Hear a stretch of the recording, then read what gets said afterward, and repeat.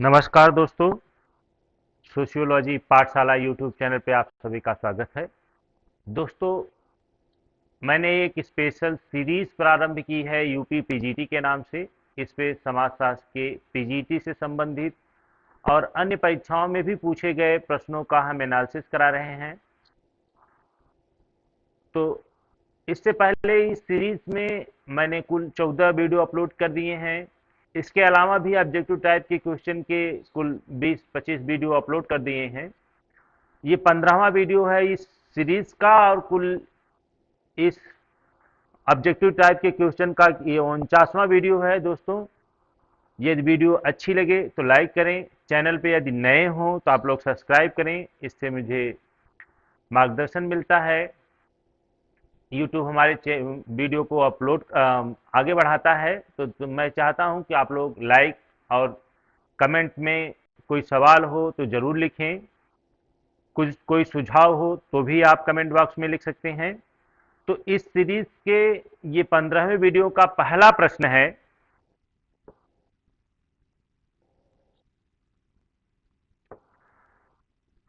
पहला प्रश्न है, सूची 1 को सूची 2 से मिलान करना है।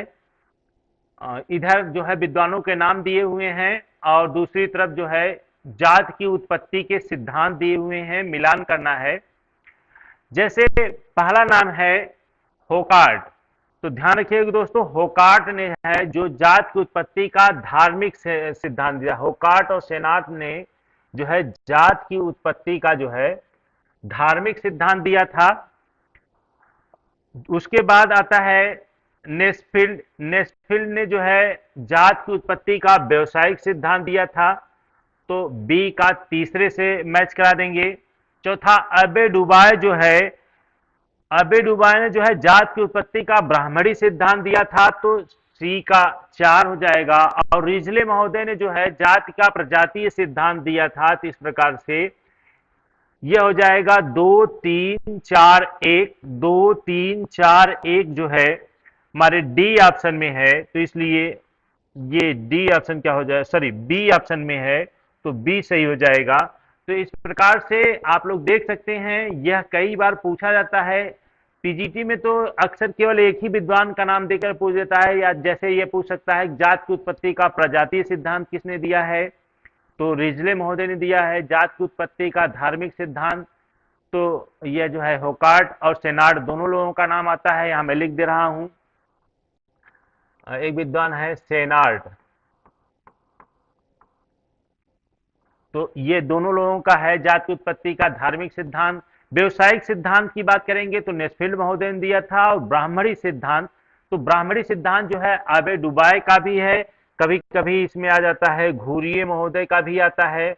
जात की उत्पत्ति का ब्राह्मणी सिद्धांत जो है घूरिये महोदय ने भी दिया हुआ है। तो इस प्रकार से इसमें बी विकल्प क्या हो जाएगा, सही हो जाएगा। हम अगला प्रश्न देखते हैं। अगला प्रश्न है, निम्नलिखित में से कौन परिस्थिति का सूचक नहीं है। इसमें से कुछ विकल्प दिए हुए हैं, इसमें पूछ रहा है कि कौन परिस्थिति नहीं है, किसे हम परिस्थिति नहीं मानेंगे। जैसे भारत रत्न, श्रमिक, नाइटहुड का खिताब, नाम के पहले पंडित शब्द का प्रयोग। तो ध्यान रखिएगा दोस्तों, इस विकल्प में जो होगा श्रमिक जो है कोई परिस्थिति नहीं होती। श्रमिक क्या होता है, श्रमिक कई वर्ग होते हैं, या उच्च भी हो सकता है, निम्न होता है, दैनिक मजदूरी हो सकता है। तो इस प्रकार से श्रमिक जो है कोई परिस्थिति नहीं होती। जबकि भारत रत्न, नाइटहुड की किताब और नाम के पहले परिस्थिति लगना क्या होता है, यह सब परिस्थिति का सूचक है। परिस्थिति और भूमिका की बात जो है सबसे पहली बार जो है द स्टडी मैन में की जाती है। अगला प्रश्न है दोस्तों, तीसरा प्रश्न, जब निदर्शन का कोई ढांचा न हो। ध्यान रखिएगा, निदर्शन के लिए कोई ढांचा निश्चित न हो तो किस प्रकार का निदर्शन उपयुक्त होगा। कोटा निदर्शन, स्तरीकृत निदर्शन, स्नो बॉलिंग निदर्शन, बहुस्तरीय निदर्शन। तो ध्यान रखिएगा दोस्तों, जब निदर्शन मानी कि जिस जनसंख्या का हम क्या करना चाह रहे हैं, अध्ययन करना चाह रहे हैं, उसके बारे में हमको बहुत कुछ पता नहीं है कि यह जनसंख्या कहाँ मिलेगी। तो ऐसे निदर्शन का चुनाव करने के लिए स्नोबॉलिंग सैंपलिंग या निदर्शन का प्रयोग किया जाता है। उदाहरण के रूप में अभी हम आप लोगों को बता देना चाहते हैं कि स्नोबॉलिंग सैंपलिंग होती क्या है। जैसे आप लोगों को मान लीजिए एड्स के रोगियों का अध्ययन करना हो, तो एड्स के रोगियों का कैसे आप पहचान करेंगे, क्योंकि इनकी गोपनीयता भंग रहती है। तो मान लीजिए किसी अस्पताल से या कहीं से जा करके कि हम यहाँ पे इनका अध्ययन करना चाह रहे हैं, किसी एक पर्सन के बारे में भी अगर आपकी जानकारी हो गई, तो उससे दूसरे व्यक्ति का, दूसरे से तीसरे व्यक्ति के बारे में हम जानते हुए धीरे धीरे क्या करते हैं, अपनी निदर्शन की संख्या को बढ़ाते जाते हैं। एक से दूसरा, दूसरे से तीसरा, तीसरे से चौथा, ऐसे जानकारी लेते हुए हम क्या करते हैं, निदर्शन का चुनाव करते जाते हैं। इसे कहते हैं स्नोबॉलिंग सैंपलिंग। स्नोबॉलिंग सैंपलिंग का मतलब यह होता है, जैसे बर्फ के गोला जो होता है, बर्फीले स्थान पे कहीं आप घूमने जाइए तो देखिए वहां पे क्या होता है, बर्फ के गोले बना करके लोग ऐसे लुढ़काते हैं या गिराते हैं, तो बर्फ एक दूसरे से लिपटती चली जाती है और क्या होता है, बर्फ का गोला जो है बड़ा होता चला जाता है। इसी प्रकार से निदर्शन के संदर्भ से एक से दूसरा, दूसरे से तीसरा, तीसरे से चौथा जो है बढ़ता जाएगा। तो इसे हम क्या कहेंगे, स्नोबॉलिंग सैंपलिंग के नाम से जानते हैं। अगला प्रश्न है, निम्नलिखित में से कौन सा आदर के अर्थ का सूचक है, यानी कि इसमें से कौन आदर पाने के योग्य है। जैसे एक ईमानदार दलाल, एक व्यापारी, एक दर्जी, एक सामाजिक कार्यकर्ता। तो ध्यान रखिएगा दोस्तों, आदर पाने का हकदार सिर्फ इसमें क्या होता है, सबका होता है, लेकिन सबसे ज्यादा हकदार इसमें से चारों विकल्पों में से खोजना हो तो सामाजिक कार्यकर्ता जो होता है, इसे सबसे ज्यादा आदर मिलना चाहिए। ध्यान रखिएगा, कुछ पुस्तकों में मैंने देखा है उसमें लगाए हुए हैं, विकल्प लगा हुआ है एक ईमानदार दलाल। तो वह दलाल है, भले कुछ भी ईमानदार, जैसे अब चोर है, चोर गलत काम करता है और जाके थाने में कहता है कि साहब मैंने ये काम किया है, तो वह हकदार नहीं है क्योंकि वह गलत काम किया है। इसी प्रकार से ये दलाल है, तो ये दलाल जो है गलत काम किया है, दलाली लिया है, भले वो कितना भी ईमानदारी करे। तो इस प्रकार से वह आदर का सूचक नहीं है। जबकि सामाजिक कार्यकर्ता जो होता है वो आदर का, वो क्योंकि समाज के हित में ही काम कर रहा है, तो इस प्रकार से आदर का सूचक होगा सामाजिक कार्यकर्ता। अगला प्रश्न है दोस्तों, सोरोकिन ने किन प्रमुख प्रकार के वर्ग स्तरीकरण की चर्चा की है। सोरोकिन के शब्दों में पूछ रहा है कि सोरोकिन ने कौन से 3 वर्ग स्तरीकरण की बात करते हैं। तो आप लोग ध्यान रखिएगा, यह ऐसे क्वेश्चन बहुत फंसाते हैं। सामाजिक वर्ग की बात जो है सोरोकिन नहीं करते हैं, जबकि आर्थिक, राजनीतिक और व्यवसायिक की बात जो है सोरोकिन महोदय करते हैं, सामाजिक वर्ग की बात नहीं करते हैं। तो यही वाला ऑप्शन क्या हो जाएगा, सही हो जाएगा। पूछा है कि कौन से शामिल नहीं है, पूछा है, इस चीज को बहुत विशेष ध्यान दिया करिए आप लोग, कौन सा शामिल नहीं है, तो यही सामाजिक वर्ग शामिल इसमें नहीं है। अगला प्रश्न है दोस्तों, निम्नलिखित में से कौन सी सामाजिक नियंत्रण की अनौपचारिक पद्धति है। सामाजिक नियंत्रण की अनौपचारिक पद्धति, अनौपचारिक पद्धति, देखिए ध्यान रखिएगा, सामाजिक नियंत्रण की 2 प्रकार की पद्धतियां होती हैं, एक होती है अनौपचारिक, एक होती है औपचारिक।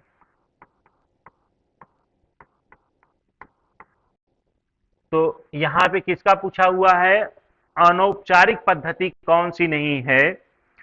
तो आप लोगों को बता दें, जैसे अवपीड़न, अवपीड़न मतलब दंड देना, कानून और शिक्षा, यह सब क्या है, अनौपचारिक के अंतर्गत आते हैं। जबकि विश्वास जो है यह क्या है, अनौपचारिक पद्धति, सामाजिक नियंत्रण की क्या है, अनौपचारिक पद्धति के अंतर्गत आता है। तो आप लोग इसको ध्यान रखिएगा। अवपीड़न समझ में नहीं आ रहा होगा आप लोगों को, इसको कहते हैं दंड। दंड के माध्यम से समाज में नियंत्रण लाना, कानून के माध्यम से समाज में नियंत्रण लाना, या शिक्षित करके समाज में नियंत्रण लाना, ये सब क्या है, औपचारिक नियंत्रण के अंतर्गत आते हैं। जबकि विश्वास जो है क्या है, अनौपचारिक नियंत्रण के अंतर्गत आता है। अगला प्रश्न है, निम्नलिखित में से कौन सा सुमेलित नहीं है। साथ साथ दोस्तों आप लोग भी इसको लगाते रहिए, गेस करते रहिए कि क्या आंसर होगा। जैसे दिया हुआ है विशेष विवाह अधिनियम, सामने है 1954, तो यह तो सही है क्योंकि विशेष विवाह अधिनियम 1954 में पारित हुआ था, तो यह सही है। दूसरा है हिंदू विवाह अधिनियम 1955, तो यह भी सही है कि हिंदू विवाह अधिनियम 1955 में आया था, यह भी सही है। तीसरा है हिंदू उत्तराधिकार अधिनियम 1956, यह भी सही है क्योंकि हिंदू उत्तराधिकार अधिनियम 1956 में आया था, तो यह भी सही है। तो अब 3 सही है तो चौथा गलत हो जाएगा। फिर भी पढ़ते हैं क्या है, दहेज निरोधक अधिनियम। ध्यान रखिएगा, दहेज निरोधक अधिनियम जो है यह 1965 में न आकर के 1961 में आया था। इसके बाद यह पहली बार दहेज को लेना देना अपराध घोषित किया गया था। इसके बाद इसमें कई बार संशोधन किए गए। एक संशोधन तो इसमें किया गया था 1984 में। तो कभी कभी यही पूछ लेता है, सॉरी, यह 1984 ईस्वी में पहली बार संशोधन हुआ था। उसके बाद एक संशोधन और हुआ था इसमें 1986 ईस्वी में, दूसरा संशोधन हुआ था। तो यह भी नोट कर लीजिएगा, पहली बार पारित जो हुआ था 1961 में, 84 में संशोधन हुआ, उसके बाद 86 में संशोधन हुआ। तो यह इस प्रकार से डी विकल्प क्या हो जाएगा, गलत है। जो कि गलत ही पूछा हुआ है कि कौन सा गलत नहीं है, तो इस प्रकार से डी ही सही हो जाएगा। अगला प्रश्न है, भारत में नातेदारी की शब्दावली का संबंध है। नातेदारी शब्दावली का संबंध किससे है? किसी जनजाति की सामाजिक संरचना से है, किसी जनजाति के बहिर्विवाही कुलों में विभाजन से है, श्रम विभाजन की प्रकृति से है, जनजाति की विवाह संबंधी नीतियों से है। आप लोग भी लगाते रहिएगा दोस्तों। तो भारत में जो नातेदारी की बात की जाती है वह होती है किसी जनजाति की सामाजिक संरचना। किसी जनजाति की जो सामाजिक संरचना होती है वही क्या कहलाती है, नातेदारी के नाम से जानी जाती है। तो इस प्रकार से ए विकल्प क्या हो जाएगा, सही हो जाएगा। 9वां प्रश्न है, पारिस्थितिकी नारीवाद। पारिस्थितिकी नारीवाद, जिसे इंग्लिश में कहते हैं इकोफेमिनिज्म, शब्द किसने गढ़ा? सबसे पहली बार इकोफेमिनिज्म शब्द किसके माध्यम से आया था, यह पूछा हुआ है। विकल्प में है सिमोन द बुआ, फ्रांकोइस डी आउबोन, केट मिलेट, जी ग्रियर। तो ध्यान रखिएगा दोस्तों, पारिस्थितिकी नारीवाद के बारे में यदि बात करें तो पारिस्थितिकी नारीवाद जो है एक सामाजिक राजनीतिक आंदोलन था। यह महिलाओं के शोषण और पर्यावरण के बीच के संबंधों को ज्ञात करने का प्रयास करता है। पारिस्थितिकी नारीवाद जो होता है, और इसकी और बारे में बात करें तो यह जो होता है यह महिलाओं और प्रकृति के बीच के संबंधों को समझने का प्रयास करता है। पारिस्थितिकी नारीवाद जो महिलाएं और जो है पर्यावरण के बीच पारिस्थितिकी क्या संबंध है, यही जो है इकोफेमिनिज्म के नाम से जाना जाता है। यह जो है सबसे पहली बार की बात करेंगे कौन इसका प्रयोग किया था, तो यह थी फ्रांकोइस डी आउबोन ने इसका प्रयोग किया था। तो इस प्रकार से बी विकल्प क्या हो जाएगा, सही हो जाएगा। अगला प्रश्न है दोस्तों, विचलित व्यवहार के अध्ययन के लिए हावर्ड बेकर नाम दिया हुआ है। हावर्ड बेकर द्वारा प्रयुक्त परिप्रेक्ष्य को कहते हैं। हावर्ड बेकर ने जो है विचलित व्यवहार के अध्ययन के लिए किस परिप्रेक्ष्य का प्रयोग किया था? प्रकार्यात्मक परिप्रेक्ष्य, संरचनात्मक परिप्रेक्ष्य, अंतःक्रियावादी परिप्रेक्ष्य या सांस्कृतिक परिप्रेक्ष्य?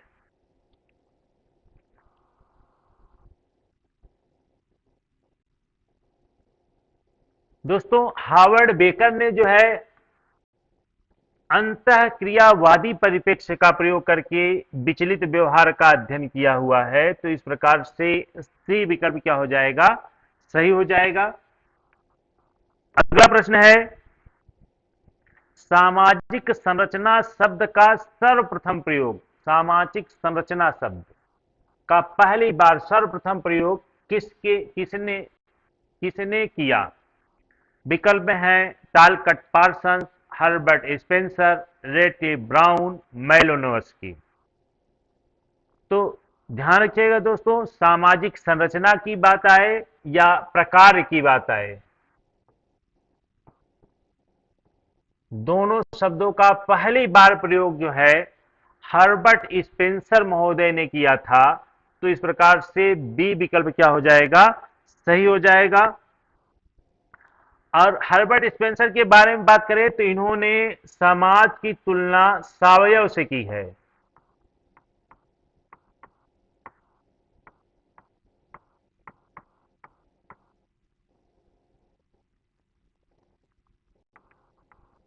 सावयव, सावयव क्या होता है? यानी कि इन्होंने समाज की तुलना किससे की है? मानव के शरीर से की है। कहते हैं ये कि जिस प्रकार से मानव का शरीर एक कोशिकी से धीरे धीरे अंग विकसित होते होते पूरा मानव का शरीर बना हुआ है, उसी प्रकार से समाज जो है पहले एक इकट्ठे रहता था। धीरे धीरे जैसे जैसे समाज का विकास होता गया, समाज के अंग क्या होते गए? विकसित होते गए। जैसे पहले परिवार आया, फिर विवाह आया, नातेदारी का उत्पत्ति हुई। इस प्रकार से समाज में की तुलना किससे करते हैं? ये सावयव से करते हैं। स्पेंसर चूंकि बहुत महत्वपूर्ण विद्वान हैं, इनसे कई बार प्रश्न पूछे जाते हैं। ये सामाजिक उद्विकासवादी हैं, ये भी ध्यान रखिएगा, ये सामाजिक उद्विकासवादी।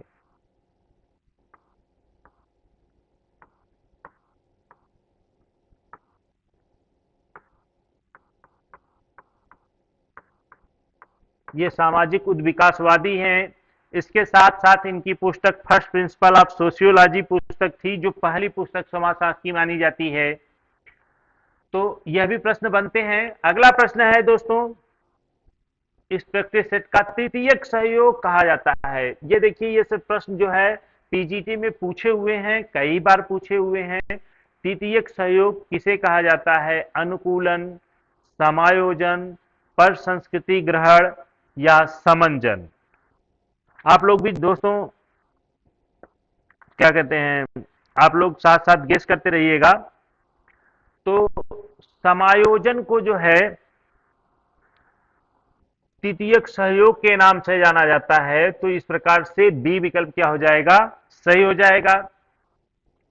अगला प्रश्न है, दुनिया में हर किसी की आवश्यकता के लिए पर्याप्त है। दुनिया में हर किसी की आवश्यकता, जितनी आवश्यकता है दुनिया में लोगों की, उसके लिए पर्याप्त है, किंतु हर किसी के लालच के लिए नहीं। अगर दुनिया के लोग लालच करेंगे तो उनके लिए पर्याप्त दुनिया में नहीं है, किंतु आवश्यकता की पूर्ति के लिए संसाधन पर्याप्त मात्रा में उपलब्ध हैं। यह किसने कहा है? किसने कहा है? विकल्प में है R.N. टैगोर, मेघा पाटकर, विनोबा भावे, महात्मा गांधी। तो दोस्तों, किसी पुराने वीडियो में मैंने पहले भी बताया है कि दुनिया में हर किसी की आवश्यकता के पूर्ति के लिए पर्याप्त है, किंतु लालच के लिए नहीं।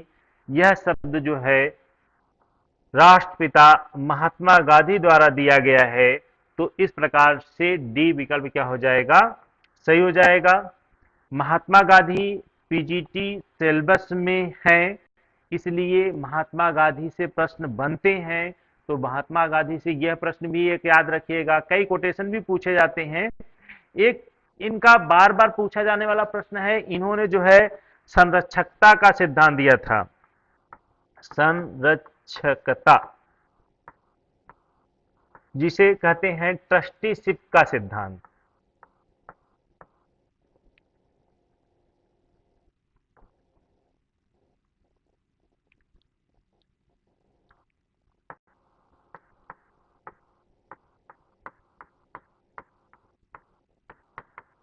सिद्धांत, ये इसी को इंग्लिश कहते हैं ट्रस्टीशिप का सिद्धांत। ध्यान रखिए दोस्तों, महात्मा गांधी ने कहा कि जो धनी व्यक्ति हैं वह भले धन कमाते हैं, किंतु वह धन के वास्तविक मालिक नहीं है, वह समाज की संपत्ति है, क्योंकि उन्होंने समाज से ही वो सब हासिल किया हुआ है।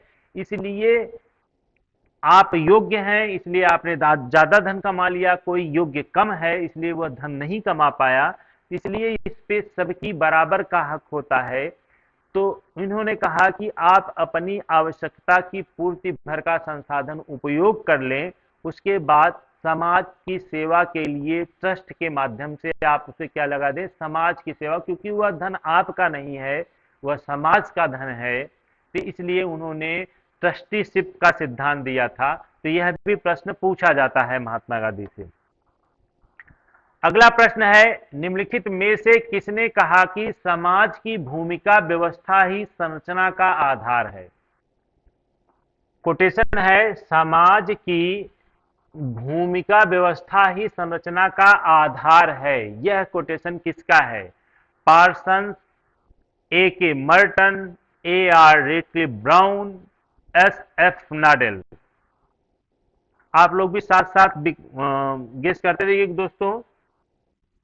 तो यह जो है समाज की भूमिका व्यवस्था ही संरचना का आधार है, यह एस एफ नाडेल महोदय द्वारा कहा गया है। तो इस प्रकार से डी विकल्प क्या हो जाएगा? सही हो जाएगा। अगला प्रश्न है, इसमें भी युग्म का मिलान करना है, सॉरी मिलान, सामने मिलान लिखा हुआ है, इसमें से 3 मिलान सही लिखे हुए हैं, एक मिलान क्या है, सुमेलित नहीं है, उसी का पता लगाना है।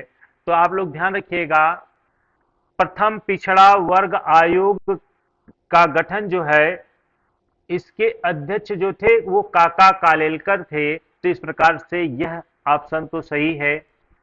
दूसरा है सत्य शोधक समाज जो है विनोबा भावे द्वारा, ज्योतिबा फूले द्वारा शुरू किया गया था सत्य शोधक समाज का। तो इस प्रकार से यह भी विकल्प सही है। द्वितीय पिछड़ा वर्ग आयोग के अध्यक्ष जो थे वह बीपी मंडल थे, विंध्येश्वरी प्रसाद मंडल जो है द्वितीय पिछड़ा वर्ग आयोग के अध्यक्ष थे। तो इस प्रकार यह भी सही हो जाता है। अब बचता है चौथा नंबर, तो 3 सही है, तो चौथा ऑलरेडी गलत ही होगा, फिर भी देखते हैं क्या है। द्रविड़ मुन्नेत्र कंडगम पार्टी, अभी ये दक्षिण भारत की पार्टी है एक, इसकी पार्टी का गठन लिखा हुआ है नारायण गुरु स्वामी। तो यह पार्टी का गठन नारायण गुरु स्वामी ने नहीं किया था, जबकि इस पार्टी का गठन जो है अभी कुछ समय पहले इनका निधन हो गया, एम करुणानिधि, एम करुणा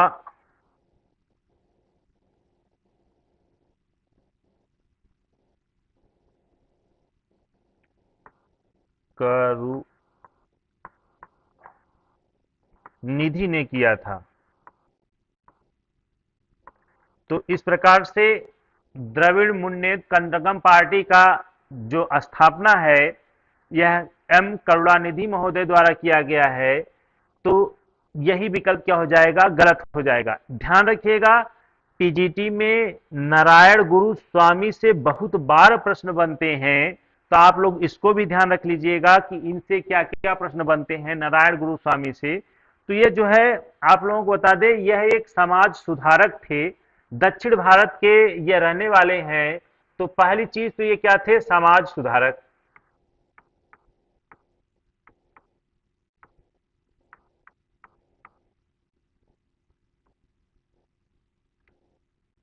दूसरी चीज की बात करें तो ये क्या है, जातिगत भेदभाव को समाप्त करने के लिए बात करते हैं। किसकी बात करते हैं, जातिगत भेदभाव को समाप्त किया जाना चाहिए।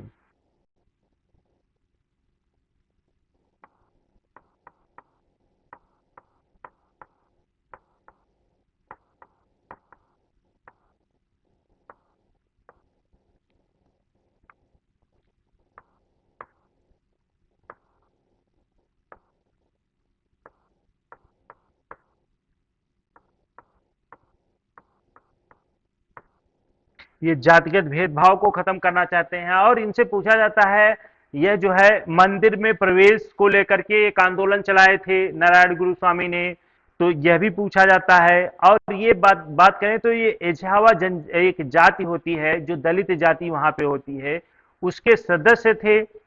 और जो है इनका एक क्वेश्चन और पूछा जाता है, धर्म परिपालन योगम की स्थापना किसने किया था। तो ये बहुत महत्वपूर्ण प्रश्न है, इसको जरूर आप लोग नोट कर लीजिएगा।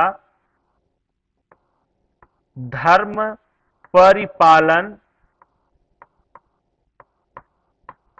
योगम की स्थापना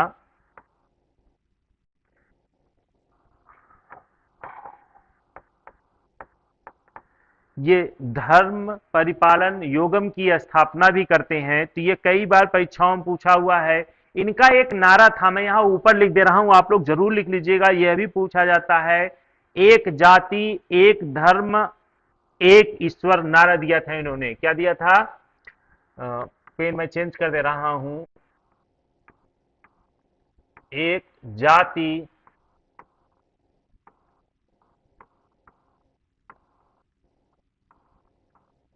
एक धर्म एक ईश्वर।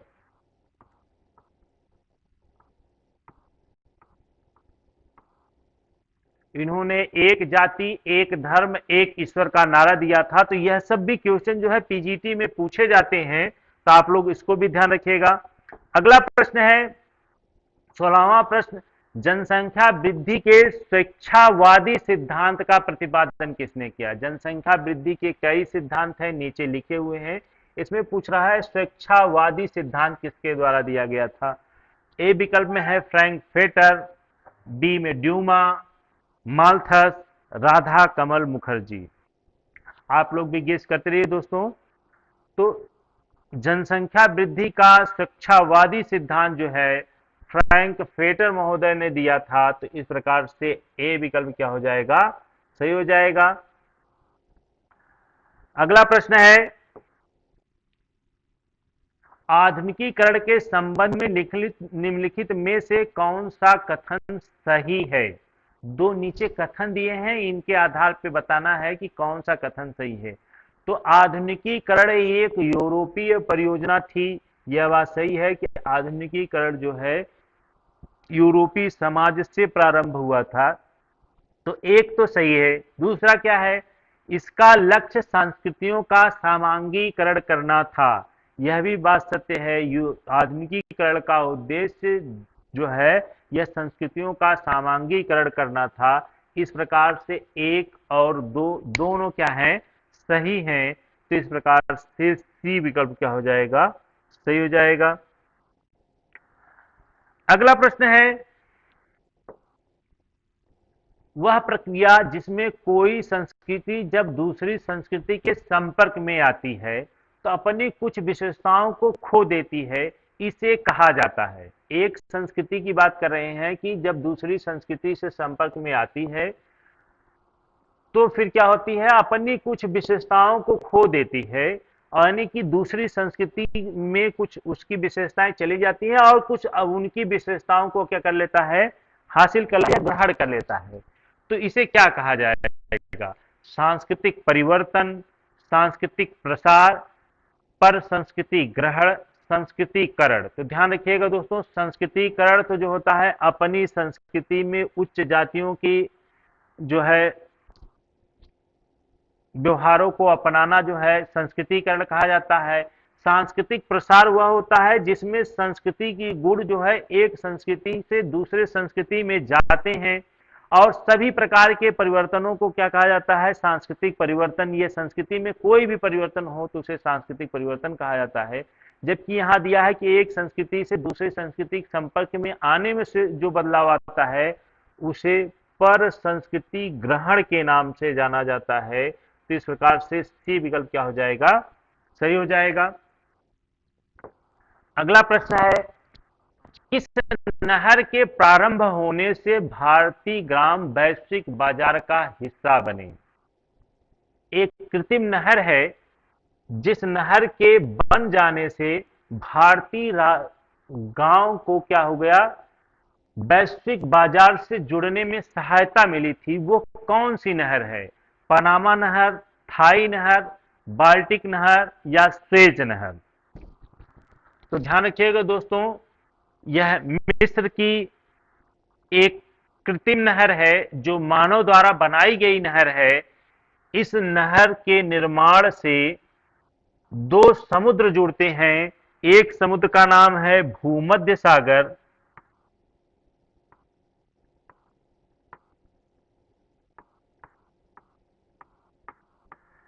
और दूसरा है लाल सागर।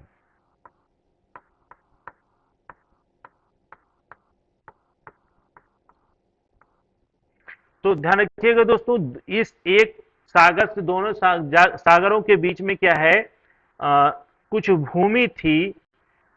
अब इस भूमि से आवागमन नहीं हो पा रहा था, यानी कि भूमि के माध्यम से आवागमन में समस्याएं होती थी। तो यहाँ पे काट के क्या बना दी गई, नहर बना दी गई, जिससे आसानी से हम क्या कर सकें, एक स्थान से दूसरे स्थान पे जा सकें। वह थी कौन सी नहर? स्वेज नहर। और इससे भारत से व्यापार करना यूरोप वगैरह से आसान हो गया। इस प्रकार से भारतीय गांव क्या हो गए, वैश्विक गांव बाजार का हिस्सा बन गए। किसकी वजह से? स्वेज नहर की वजह से। अगला प्रश्न है दोस्तों, और इस प्रैक्टिस सेट का ये लास्ट प्रश्न है दोस्तों। यदि वीडियो अच्छी लगी हो तो लाइक करें, चैनल पे पहली बार अगर वीडियो देख रहे हैं तो सब्सक्राइब करें, दोस्तों के पास शेयर करें। यदि कोई कमियां हो या कोई त्रुटि हो तो आप उसमें भी बता सकते हैं, सुधार के लिए सुझाव दे सकते हैं। और कोई समस्या हो तो आप कमेंट बॉक्स में लिख के पूछ सकते हैं। डिस्क्रिप्शन में मोबाइल नंबर पड़ा हुआ है, आप फोन से भी सूचना दे सकते हैं या सुझाव दे सकते हैं। तो ये लास्ट प्रश्न है। जैसे ये है जनजातियों की आर्थिक स्थिति और जनजाति, ये दिया है, इसे मिलान करना है। जैसे संकलन अवस्था किस जनजाति की है, तो संकलन अवस्था की बारे में बात करेंगे तो यह कोटा जनजाति अभी किसके स्थान पे है? संकलन वाली, मतलब कि यह शिकार को संकलित करते हैं, तो इस अवस्था में अभी पड़े हुए हैं। चरावाहा अवस्था में कौन है? तो चराहा अवस्था में कौन है? गोंड जनजातियों में पशुपालन देखने को मिलता है। उसके बाद झूम खेती किसमें पाई जाती है? तो झूम खेती जो है भूटिया जनजाति है, सॉरी भोटिया जनजाति, ये ध्यान रखिएगा आप लोग, भूटिया अलग है, भोटिया अलग जनजाति है। तो भोटिया जनजाति में जो है झूम कृषि देखने को मिलती है। और व्यवस्थित कृषि की बात करेंगे तो व्यवस्थित कृषि कुकी जनजाति में पाई जाती है। तो इस प्रकार से विकल्प में देखेंगे क्या है, ए का 4, बी का 5, ए का 4, बी का 5, तो दो में है, सॉरी ये डी ऑप्शन में दिया हुआ है। उसके बाद सी का 2 और डी का 1, तो ये हो गया डी ऑप्शन में।